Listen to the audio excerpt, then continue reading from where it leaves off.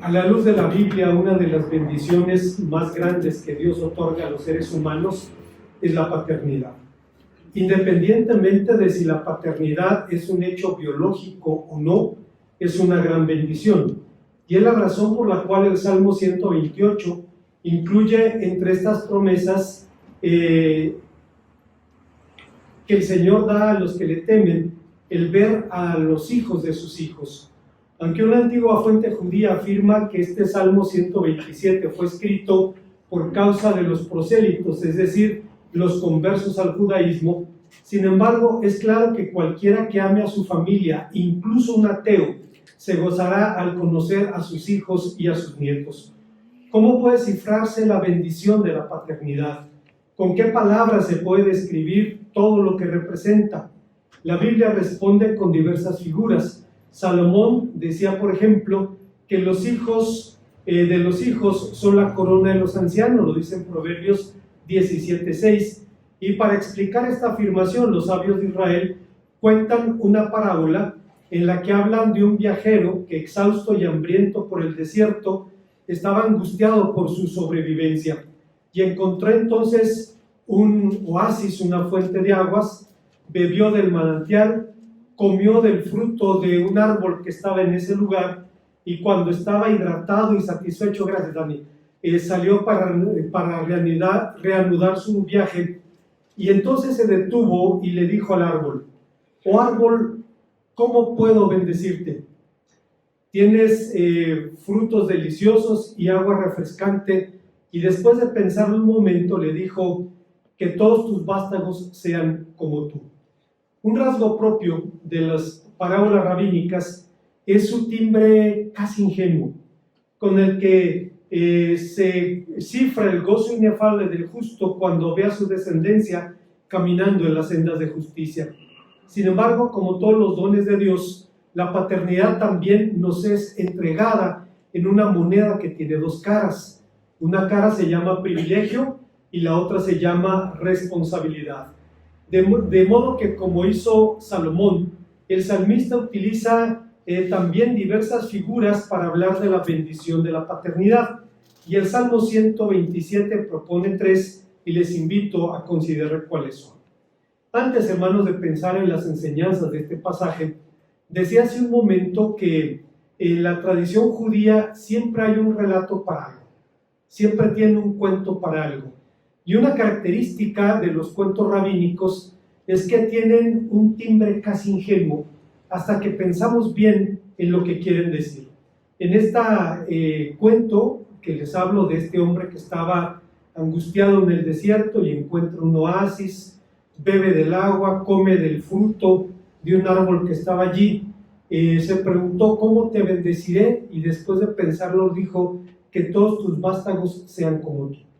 Yo no sé si usted ha tenido la bendición de conocer hombres y mujeres de Dios, santos, que no tienen la bendición de que sus hijos sean como ellos, que no tienen la bendición de ver ese modelo encarnado en la vida de sus hijos. Y ahora entiendo por qué, dicen los rabinos, el hombre le dijo al árbol: que todos tus hijos sean como tú. El pasaje, hermanos, contiene cuando menos 3 analogías para hablar de la bendición de los hijos. La primera de ellas es que los llama herencia del Señor. Empezando por las definiciones. Una analogía es una comparación entre 2 o más conceptos que señala características particulares y propone pensamientos y conductas basados en la semejanza. Y es lo que ocurre precisamente en el versículo número 4. Frecuentemente las analogías en la Biblia van acompañadas por la preposición como, la preposición hebrea que. Por otra parte, debemos recordar también que una característica del idioma hebreo es su pobreza en adjetivos comparada con su enorme riqueza en figuras verbales. Razón por la cual en la transmisión de su mensaje, el Antiguo Testamento utiliza más imágenes que definiciones. La lengua del Antiguo Testamento es como un maratonista africano. Usted ve un maratonista africano, un hombre de casi 2 metros, puro músculo, sin grasa, puede correr descalzo y llegar en primer lugar, tiene el mínimo indispensable para llegar a la meta primero. La lengua del Antiguo Testamento, guardando el sentido de proporción, es semejante.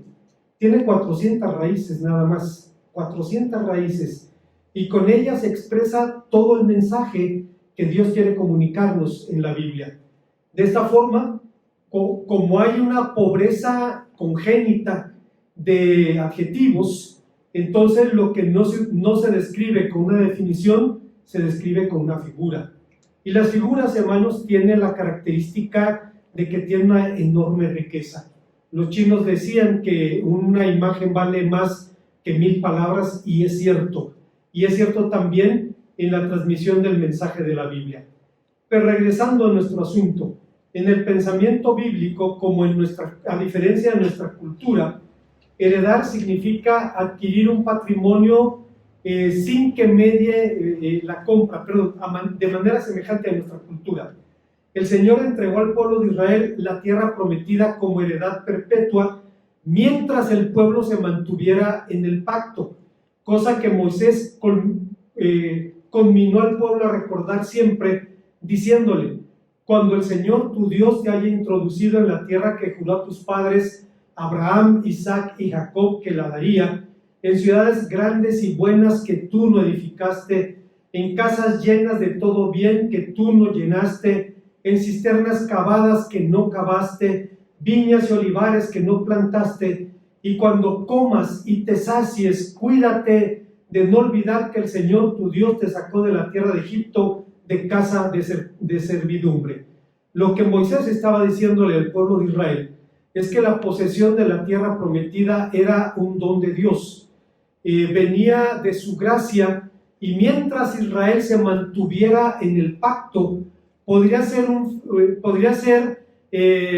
un habitante de la tierra de Dios y beneficiarse de sus frutos, de esa tierra que fluye leche y miel. La base del derecho a esa tierra era la antigua promesa que el Señor había dado a los patriarcas. Usted recordará allá en Génesis capítulo 28, un pasaje conmovedor. Dice la palabra de Dios que el patriarca Jacob estaba huyendo de la venganza de su hermano Esaú. Lo había engañado, entre comillas, quitándole la bendición, cosa que realmente no era verdad.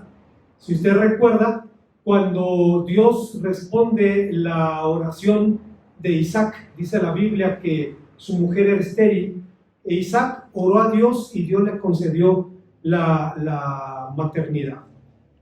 Pero de pronto hubo una situación de lucha entre los bebés en el vientre. Quienes tenemos hijos vemos, la mamá lo ve, la mamá lo siente, el papá lo ve, cómo las criaturas se mueven en el vientre.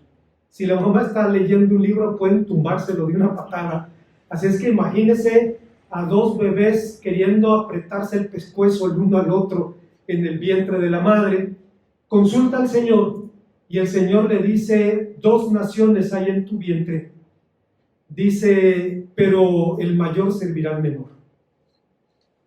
Esa era la promesa para Jacob, para demostrarle al patriarca Isaac que la bendición era otorgada por Dios y no venía del hombre. Él mismo había sido declarado el heredero aun cuando no era el primogénito. El primogénito era su hermano Ismael, pero Isaac era el hijo de la promesa. Bueno, cuando está huyendo de su hermano, allá en Génesis capítulo 28, Dios le dice: la tierra en que estás acostado te la daré a ti y a tu descendencia. Será tu descendencia como el polvo de la tierra, y te extenderás al occidente, al oriente, al norte y al sur, y serán en ti benditas todas las familias de la tierra, en ti y en tu simiente. Sin embargo, estrictamente hablando, la nación nunca fue dueña de la tierra. La tierra seguía siendo de Dios, e Israel podría usarla y beneficiarse de ella solo mientras se mantuviera en el pacto, solo mientras sirviera al Señor su Dios. ¿En qué sentido entonces los hijos son herencia del Señor? Lo son en el sentido de que materializan una bendición recibida como un don de la gracia, como un regalo de Dios. Abraham ibn Ezra, un pensador judío español de la Edad Media, decía que aunque Dios ha entregado el control de muchos fenómenos naturales a sus ángeles, sin embargo se ha reservado para él mismo las llaves del vientre, decía, es decir, el control de la fertilidad, y por tanto una mujer no concibe sino hasta el preciso momento en que Dios lo ordena para dar preciosa herencia de un hijo a quien él quiere. Ibn Ezra decía que es algo que Dios se reserva y no tenemos ninguna dificultad para reconocer que es así. Hemos sido testigos, hermanos, en el ministerio de los estragos de la infertilidad. Recuerdo una pareja que luchó por años por un bebé. Pasaron por todas las cirugías, por todos los tratamientos, por todos los embarazos fallidos, hasta que finalmente se rindieron y decidieron adoptar una criatura. Es una pareja que vive en el DF y la madre de ella vivía en Michoacán, era miembro de nuestra iglesia, y entonces supo de una mujer que quería regalar un bebé. Y resulta que el marido vivía en Estados Unidos por 10 años, iba a regresar y la mujer le tenía una sorpresa, estaba embarazada. Entonces quería deshacerse de la criatura, no quería saber a quién se la dieran, no quería saber recibir nada, solo que le quitaran el problema de encima. La hermana lo supo, la abuela, y entonces vino su hija con su esposo, adoptaron la criatura. Algo extraordinario, hermanos, es que con el tiempo la criatura empezó a parecerse físicamente a sus padres adoptivos, a tener rasgos de los que no eran sus padres biológicos. Y cuando terminó el estrés, empezaron a venir los hijos propios. Y una familia que se llenó de niños, feliz, amando a la criatura adoptiva, porque había sido la llave que Dios había utilizado para abrir el vientre y traer estas bendiciones. Adopción significa que un niño crece en el corazón y no en el vientre. Y fue el caso precisamente. Dios le dio esa bendición. En suma, la paternidad no es un hecho privado, ni siquiera un asunto de importancia familiar o social. Es una realidad que trasciende al cielo mismo, pues como un dicho judío afirma, un niño realmente tiene 3 padres. Tiene a su padre, a su madre y a Dios. Si bien hablando de Dios el Nuevo Testamento utiliza la palabra padre en un sentido estrictamente redentor, usted se recordará Juan 1:12, esto no impide que también en el Nuevo Testamento Dios sea reconocido como el Padre de todos los espíritus, como dice la carta a los Hebreos capítulo 12, versículo número 9. Es verdad, tiene a sus padres biológicos, pero tiene también a Dios, quien en su voluntad lo trajo a este mundo y tendrá propósitos con los cuales quiere glorificar su nombre. Si recordamos, el fin último del hombre es glorificar a Dios y disfrutar para siempre de Él. Y cada criatura que viene a este mundo tiene una tarea, tiene un llamado, la de ser siervo de Dios, y serlo en el marco de su vida, de su desempeño profesional, en su cultura, para que pueda glorificar a Dios por sus hechos poderosos, por su misericordia. Hay una segunda verdad que encontramos en el pasaje, una segunda analogía, en donde se llama a los hijos recompensa. Es curioso que Reina Valera 60 traduzca cosa de estima al término hebreo que significa salario o recompensa, la palabra shahar. Es curioso porque por salario entendemos comúnmente, y esta es la definición técnica, la retribución que se debe pagar a una persona por su trabajo. Sabemos que el salario se fija por contrato, por unidad de tiempo, por unidad de obra, por comisión, etc. Lo que nos enfrenta a una pregunta: ¿en qué sentido los hijos son salario de Dios? Es obvio que en esta relación entre Dios y nosotros, Dios no nos debe nada. Es obvio que si alguien es deudor en esta relación, somos nosotros. Le debemos la vida, le debemos la bendición de despertar cada día, de ver las cosas que consideramos nuestras, la salud, el abrigo, la casa, como bendiciones de la gracia, porque hay personas que no tienen esas bendiciones y no tienen esos privilegios. Si recordamos, hermanos, seguramente la clave para entender esta analogía es la parábola del patrón generoso o de los obreros de la viña, narrada en Mateo capítulo 20, versículos 1 al 15. Usted conoce la historia. Habla de un hombre que contrató a varios grupos de trabajadores para la vendimia. Cuando llegaba el tiempo de la cosecha de la vid, finales de septiembre, el trabajo se empezaba y tenía que terminarse de una sola vez porque era justo antes del tiempo de la lluvia. En Palestina, las lluvias son como en mi tierra, en el norte de México. En la comarca lagunera, la cosecha es finales de septiembre, la cosecha de la uva, y las lluvias vienen inmediatamente después. Así es que podemos entender de lo que está hablando el pasaje. Había que recoger la cosecha, seguramente estaba nublado, la Biblia no lo dice, pero urgido por la labor, el dueño de la viña contrató jornaleros a las 6 de la mañana. Después fue por otro grupo a las 9 de la mañana y a otros más a las 12 del día. Y como el trabajo no terminaba, contrató a otro grupo a las 5 de la tarde.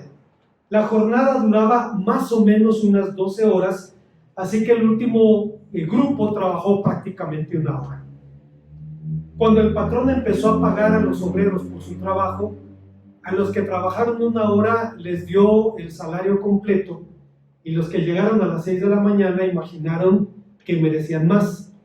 Pero cuando reciben exactamente la misma paga, alguien empieza a murmurar y el patrón lo manda a llamar y le dice: amigo, ¿por qué te ofendes? No conviene pagarte el salario en tanto. ¿Por qué te enojas? Porque soy bueno con lo mío. Esta parábola, hermanos, tiene varias lecturas. Una de ellas tiene que ver, por ejemplo, con el hecho de que los gentiles llegamos al último después de los judíos, y sin embargo Dios nos ofrece la misma recompensa, el mismo galardón. Tiene que ver, hermanos, con el ministerio también. A veces podemos llegar a pensar que los años nos dan derechos especiales, y ocurre en las iglesias. Sabemos que somos de costumbres y que normalmente uno se sienta en un lugar de preferencia, pero hay casos en los que esta es mi banca o esta es mi silla, y la persona se ofende si usted ocupa su silla porque tengo 30 años en la iglesia. Pues, hermanos, el mismo Dios que le llamó a usted hace 30 años le llamó a mi hermano el domingo pasado para que viniera, y los va a tratar exactamente a los dos como a sus hijos. Esto, hermanos, una vez más nos recuerda que la razón del salario pagado a los últimos no era ni su habilidad en la cosecha, ni la cantidad o calidad del trabajo, sino solamente la bondad del patrón.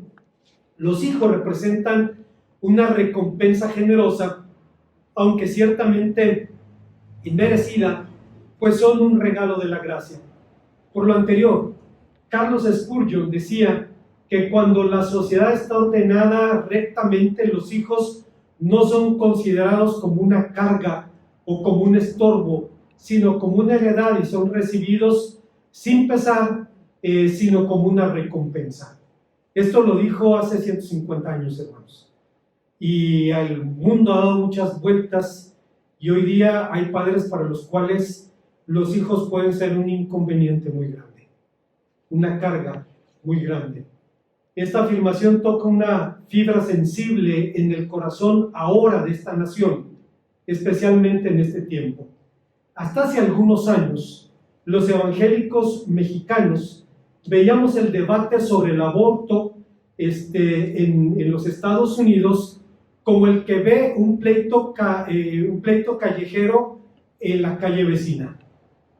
se para desde su segundo piso y está viendo que los de la otra cuadra se están peleando y bueno, a lo mejor quiere saber quién va a ganar. Sin embargo, hoy en día es el centro de la lucha encarnizada de facciones políticas también en este país. Es verdad que en este país el grupo religioso que abandera o toma la bandera provida lo hace para legitimar su eterna compulsión de poder. Y me refiero, ustedes saben, a la Iglesia Católica. Es una bandera, pero detrás de eso hay una compulsión por el poder. Y también es cierto que la ética cristiana es para los cristianos. Usted no puede escandalizarse porque un no cristiano no actúe como cristiano. No lo puede hacer, no tiene sus valores, no tiene a Cristo, no tiene el Espíritu Santo. En todo caso, el énfasis está en compartir el Evangelio, en compartir la palabra de Dios. Y Charles Swindoll, un predicador norteamericano, escribió en un librito que es una joya, una reflexión sobre el asunto del aborto diciendo: ¿desde cuándo el derecho de alguien a vivir depende de que otra persona quiera que viva? Matar al que nos resulta molesto o no nos conviene es un asunto monstruoso. Así que tenemos derecho a escoger. Yo tengo derecho a la libertad de palabra, pero no tengo derecho a gritar fuego en un teatro lleno de gente. El derecho de una persona por hacer algo termina cuando mata o hace daño a un tercero. La pregunta esencial es esta: ¿debe una nación civilizada darle a un ciudadano el derecho absoluto de matar a otro para resolver el problema personal del primero? No compartimos la fe de la Madre Teresa, pero sí muchos de sus valores. Y la mujer dijo esto, escuche por favor con atención: si una mujer es capaz de matar a su propio hijo, ¿qué mundo nos espera? Si se supone que no hay nada más sagrado para una madre que la vida de su hijo, si los padres lo pueden hacer, pues tenemos una visión del mundo que nos espera. Hay una tercera y última enseñanza en este pasaje, y es que el texto utiliza la figura de saetas en manos del valiente para hablar de la bendición de la paternidad. La última figura del Salmo 127 es la que representa a los hijos como saetas en mano del valiente. Yo recuerdo a un consiervo que en alguna ocasión, queriendo aplicar este texto a otra situación que no tenía nada que ver, decía, bueno, los hijos son saetas en mano del valiente, pero el guerrero solo podía llevar 4 flechas en su aljaba. Digo, pues qué tonto, si yo pudiera llevar 1000 las llevaría. O sea, si vas a llevar 4 balas a la guerra, pues puedes predecir el resultado. Él hablaba obviamente de la idea de que no es conveniente tener más de 4 hijos, pero el texto no habla de eso, hermanos. No le podemos imponer sentidos que no tenga. El uso simbólico de las flechas era más o menos común en el mundo judío, como encontramos en Lamentaciones 3:13 y en Isaías 49:2. Por su parte, valiente es el nombre dado a los héroes de guerra, como aquellos que destacaron en las campañas de David y después formaron su cuadro de comandantes. Usted recordará 2 Samuel capítulo 23, que habla de los héroes de David, de los valientes de David, y describe a algunos que hicieron cosas increíbles. Uno que mató a decenas de hombres con un palo, otro que dice defendió una parcela de lentejas, dice, contra todo un escuadrón enemigo, y cuando acabó con todos ellos, dice, la espada quedó pegada en su mano.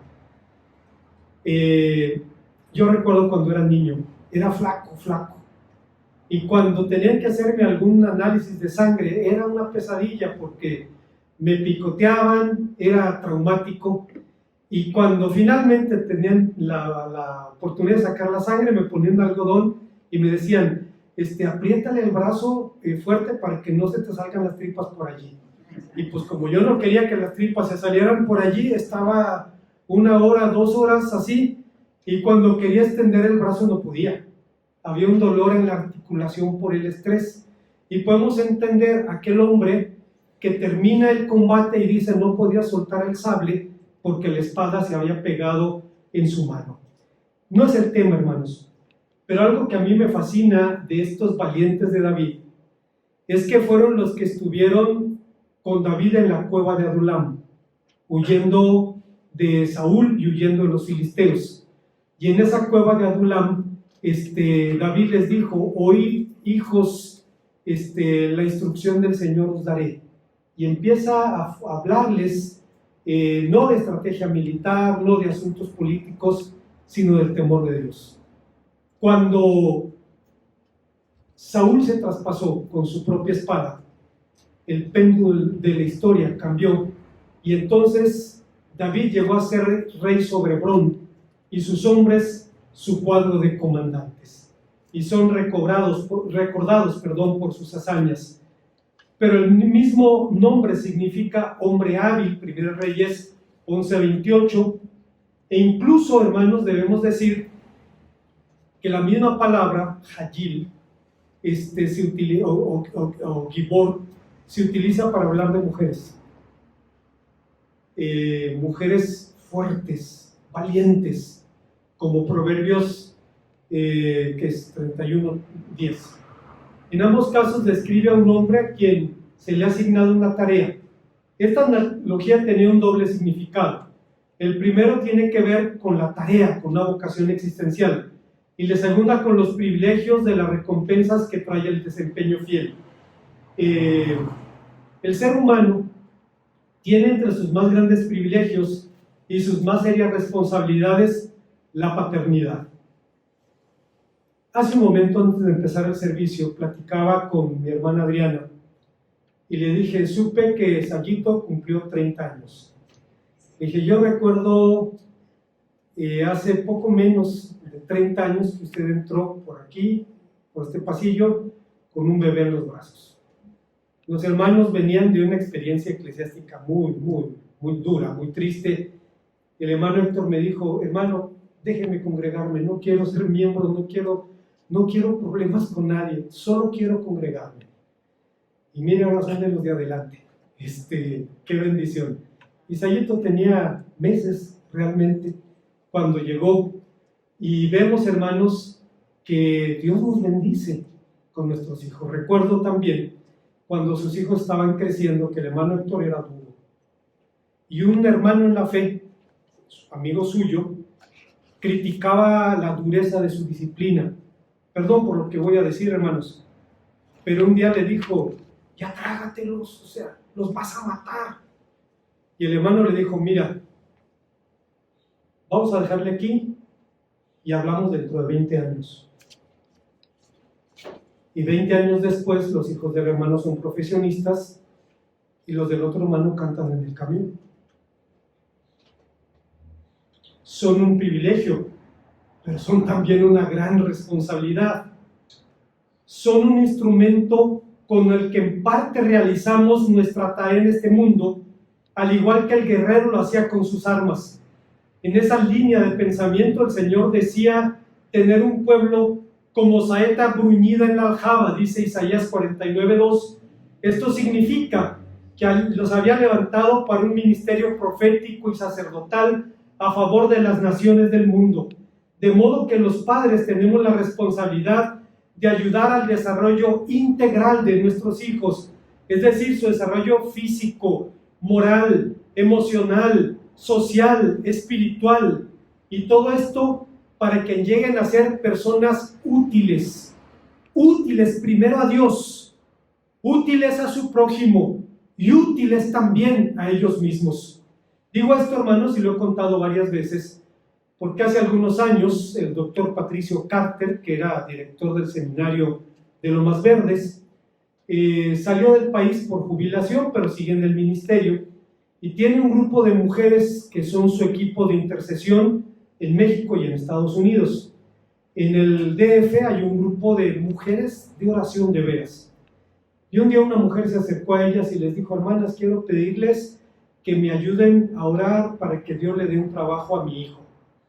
Sí, cómo no, ¿cómo se llama su hijo? Fulano de tal, que vamos a orar por él. Oraron una semana, 2 semanas, y entonces se acerca la del ministerio de oración a la madre y le dice: hermano, ¿cómo va con su petición? No, mi hijo no ha conseguido trabajo. Hermana, le voy a hacer una pregunta. ¿Su hijo quiere trabajar? Déjeme preguntarle. Hijo, ¿quieres trabajar? Ay, la verdad, no estoy pensando. ¿Cómo te va a responder así Dios? Parte de nuestra responsabilidad es ayudarles a ser útiles a Dios, útiles al prójimo, útiles a ellos mismos. Seguramente algunos de los textos bíblicos que mejor ilustran estas ideas se encuentran en los primeros capítulos del libro de los Proverbios. A la luz de sus enseñanzas, los hijos pueden ser fuente de alegría o fuente de tristeza, motivo de certidumbre o de incertidumbres, de alegrías o de amarguras, de de esperanzas o de frustraciones. Pueden enorgullecer o avergonzar a sus padres, pueden acreditar o desacreditar su desempeño como tales. Trágicamente, los casos de indolencia paterna son frecuentes incluso en la Biblia. David, llamado por R.C. Sproul, David el Grande, fue el padre de la nación hebrea. No porque Israel haya nacido de su simiente, sino porque unió una docena de tribus frecuentemente hostiles entre sí y las convirtió en una nación unida, poderosa, temida y respetada por sus vecinos. Pero en su desempeño como padre de familia dejó mucho que desear. Uno de sus hijos, Amnón, violó a su propia hermana Tamar, y David no hizo nada. Otro de sus hijos, Absalón, mató al violador, y David se deshizo del problema dejando que el hijo huyera al extranjero y se refugiara allí. Pero el asesino regresó e incendió a la nación en una cruenta guerra civil. Si usted recuerda, dice la Biblia que Joab empezó a conspirar para que Absalón regresara. Cuando regresa, David no lo recibe, no le da audiencia, manda llamar a Joab, Absalón. Joab no va, y entonces prende fuego a la parcela de Joab, que era vecina con la de Absalón, y ese incendio, hermanos, ese fuego incendió a la nación, lo llevó a la guerra civil. Y entonces el rey, en vez de enfrentar a su propio hijo, abandonó la ciudad de Jerusalén. Una de las posiciones militares más fuertes de la antigüedad. Simplemente la abandonó para no pelear contra él. Cuando finalmente Absalón lo acorraló, David les dijo a sus hombres que trataran benignamente al joven Absalón por amor de David su padre. Así que otro tuvo que resolver el problema y lo resolvió a su manera. Dice la Biblia, usted recordará, que Absalón fue derrotado de manera estrepitosa. En los bosques de Efraín, los comandantes experimentados del rey pusieron emboscadas y los hombres de Absalón cayeron. Recuerdo, hermanos, la Biblia no describe la escena, pero recuerdo a Sun Tzu, el autor del arte de la guerra, que dice: si tu enemigo es orgulloso, provócalo. Si es colérico, provócalo. Si es orgulloso, quítale aquello de lo que se enorgullece y lo tendrás en tus manos. Lo cierto es que los hombres de Absalón cayeron directo en la trampa, y cayeron 20,000 hombres ese día. Cuando Absalón vio que la guerra estaba perdida, tomó su mula, huyó entre un bosque y la rama de un árbol lo sujetó de la cabellera el motivo de su orgullo. Ustedes ya no saben, la mayoría de ustedes ya no saben de lo que voy a hablar. Era una cabellera la farra. Los setenteros, el sueño de opio de los setenteros era Farrah Fawcett, ¿no? Y tenía una cabellera impresionante. La mayoría de ustedes no saben de qué estoy hablando, así es que los dejo con la duda. Bueno, el hombre se prende la cabellera, el animal pasa de entre sus piernas y Joab tenía una filosofía: muerto el perro se acaba la rabia. Ni siquiera se molestó en sacar su espada. Tomó 3 estacas, las afiló y sin mediar palabra fue y las clavó en el pecho del príncipe rebelde. Así terminó. Obviamente la situación fue terrible para David, pero alguien tuvo que hacerle el trabajo. Alguien tuvo que hacer la tarea. Cuando David envejeció, su hijo Adonías quiso apoderarse del reino que suponía le pertenecía, y las razones de su presunción eran su vanidad. Era un hombre que de la coronilla a la planta del pie no tenía defecto, y dice la Biblia, y su padre nunca le había entristecido en todos sus días diciéndole: ¿por qué hiciste eso? 1 Reyes 1:6. Todo esto nos enfrenta a preguntas ineludibles. ¿Cuál es mi deber como padre frente a mis hijos?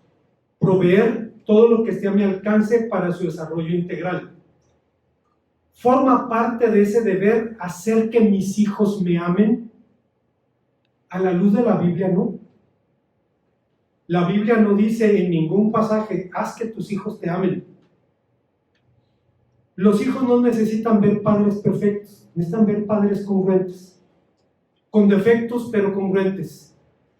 Y si hacemos bien nuestro trabajo, normalmente nuestros hijos nos amarán. Dios nos manda amar a nuestros hijos, pero no demanda que nosotros hagamos que nos amen. Aunque si nos esforzamos para agradar a Dios y cumplir con la tarea, normalmente nuestros hijos nos amarán. El segundo significado, la figura de las flechas en mano del guerrero, tiene que ver con la idea de la seguridad que da el respaldo de una familia. Hay un pasaje terrible en Génesis 34, usted lo conoce. Dice la Biblia que Jacob llegó con su familia a la tierra de Canaán, y en ese lugar un príncipe cananeo vio a su hija y la violó.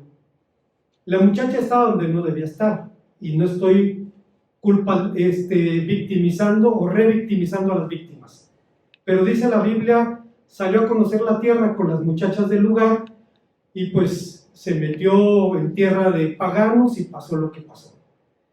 Pero el príncipe la quería, el príncipe cananeo, y le dice a Jacob: ponle la carga que tú quieras para compensar su crimen, pero dásela por mujer. Y entonces 2 de los hijos de Jacob obraron astutamente y le dijeron: no nos es lícito unirnos con gente incircuncisa. Circuncídense y les daremos nuestras hijas y tomaremos a sus hijas.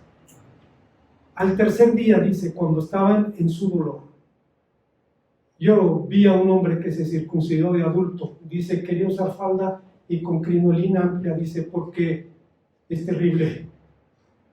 Así estaban los habitantes de la ciudad, y llegaron los hijos de Jacob, hicieron una orgía de sangre.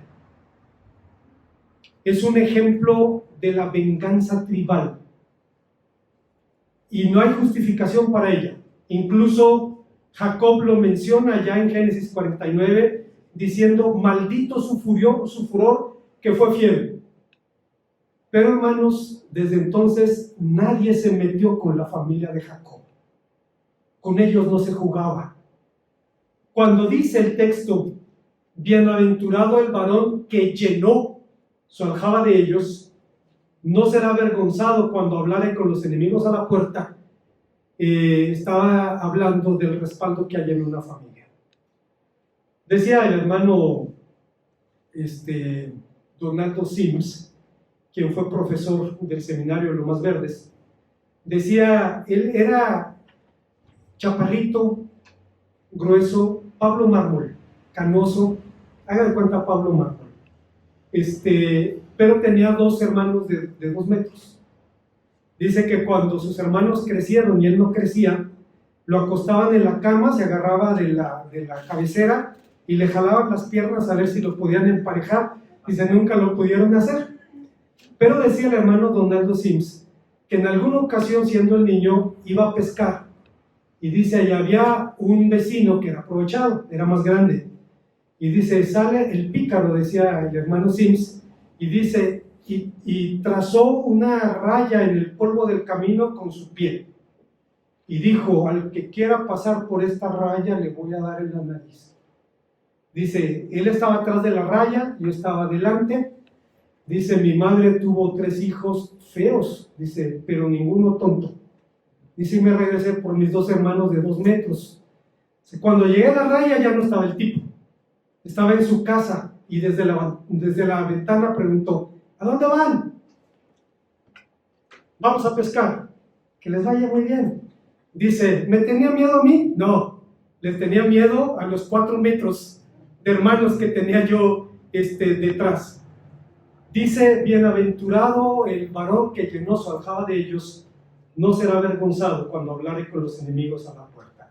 Las familias tejen redes de apoyo y son una bendición para los hijos. Como conclusión, el Salmo 127 es un himno escrito para una ocasión muy especial, la ceremonia de coronación de Salomón.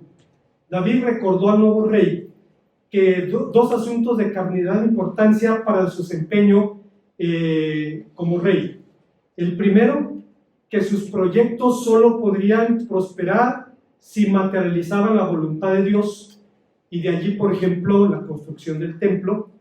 Y segundo, que la obra más trascendental que tendría que emprender sería la de padre para engendrar una dinastía. El reino de Israel se dividió apenas tras la muerte de Salomón, y antes de 400 años, el proyecto más glorioso que construyó, el templo, era una montaña de cenizas. Pero a pesar de Salomón, 1000 años después, su nombre sigue en las genealogías judías. Usted recordará Mateo capítulo 1, versículo 6, hablando de Salomón como ancestro del Señor Jesús. Pero la paternidad no es un mero hecho biológico o un accidente histórico.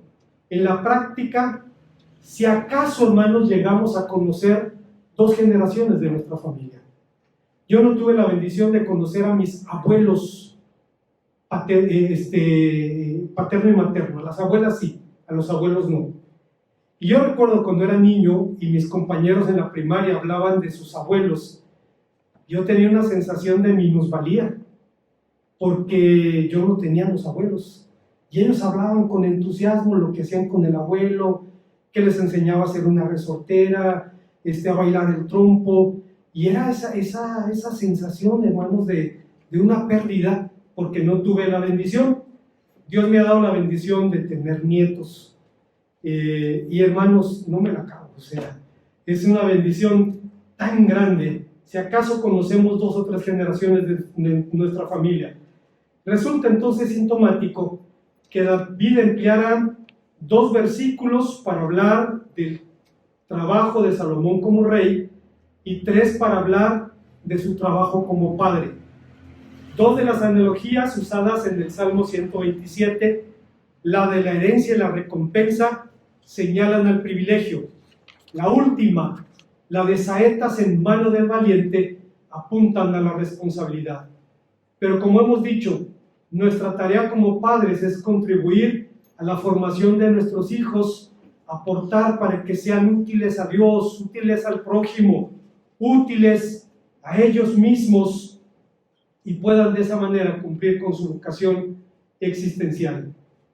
Pero nos guste o no, la idea de familias donde hay papá, mamá y niños va a ser más excepcional cada vez. Hasta donde me quedé, el 30% de las familias de México son sostenidas por una mujer. El 30%. Y en Europa y en los Estados Unidos los números están incluso más altos todavía.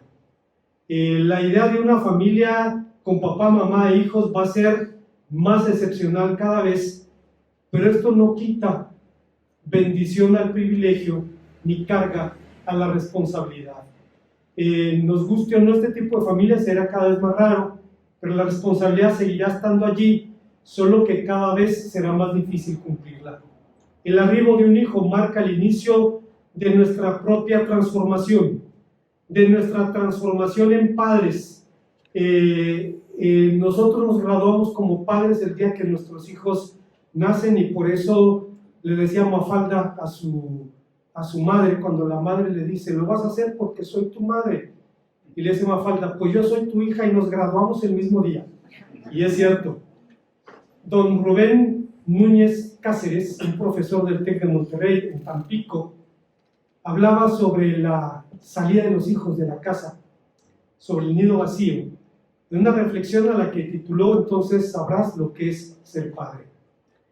Y sobre todo cuando alguien venga y lo lleve de tu lado para seguir otro arcoíris, el de su propia vida, compartida con alguien a quien amará y tú debes aceptar, porque es la ley de la vida y tu hijo solamente te fue prestado un tiempo. Entonces sabrás lo que es saberte padre, que no estudiaste para ello, que lo viviste y lo seguirás viviendo, y el regocijo que éste te proporcione deberá entonces ser mayor que el dolor que supone de saber que algo muy tierno se desprende de tu alma. Pero eso solo lo podrás saber en plenitud cuando lo vivas. Entonces podrás saber con plenitud la maravillosa experiencia, el regalo del Dios vivo, que es saberse padre. Muchos de nosotros ya tenemos el nido vacío o medio vacío. Así es esto. Es una etapa diferente. Es una etapa distinta. Otra vez, una vez que hemos sido padres, solo la muerte nos relevará de la tarea. Así que necesitamos crecer en esta vocación, pero al hacerlo nos transformamos en mejores seres humanos, en mejores hijos de Dios. La paternidad puede reformarnos en el amor, porque nos enfrenta a nuestra propia formación y origen, a la necesidad de rescatar de ellos lo bueno que pueda haber y desechar lo malo. La paternidad nos conforma en la fe, porque nos exige creer en la confianza y en la dependencia de Dios, y nos transforma en la esperanza, porque nos hace ver el futuro con la seguridad de las promesas de nuestro Dios. Un salmo muy hermoso, hermanos, escrito para una ocasión especial. Salomón iba a ser coronado como rey de Israel. Si usted recuerda, fue de última hora. Adonías ya estaba haciendo un banquete a medio kilómetro de las murallas de la ciudad. Cuando le avisa Bathsheba y Natán, el profeta, a David, y le dicen: Adonías ha usurpado el trono. Entonces manda llamar al sacerdote, manda llamar al profeta, unge de última hora a Salomón como su hijo.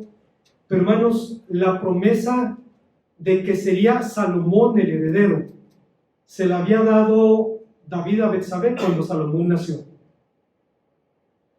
y la disposición venía de Dios, porque cuando Dios lo llevó de ser a David, lo llevó de ser rey de Hebrón para ser rey de Israel, le dijo que lo heredaría un hijo que saldría de sus lomos. Es decir, ninguno de los hijos que había nacido, sino solamente Salomón. Era una fiesta muy especial, pero 3000 años después, su mensaje sigue vigente. Si el Señor no edificare la casa, en vano trabajan los que la edifican. Si el Señor no guardare la ciudad, en vano vela la guardia. Por demás es que os levantéis de madrugada y vayáis tarde a reposar, que comáis pan de dolores, pues a su amado dará Dios el sueño. Y aquí, herencia del Señor son los hijos, cosa de estima el fruto del vientre, como saetas en mano del valiente. Así son los hijos sabidos en la juventud. Bienaventurado el hombre que llenó su aljaba de ellos, no será avergonzado cuando hablare con los enemigos a la puerta. Oremos a nuestro Dios. Gracias, Padre, te damos por tu palabra, porque nos permite recordar tus promesas y tus demandas en cada bendición que nos das en una moneda que tiene dos caras. Una cara se llama privilegio y la otra responsabilidad. Gracias, Señor, por las bendiciones que nos das. Permítenos vivir a la altura de la vocación a la que nos has llamado. En Cristo Jesús. Amén. Mientras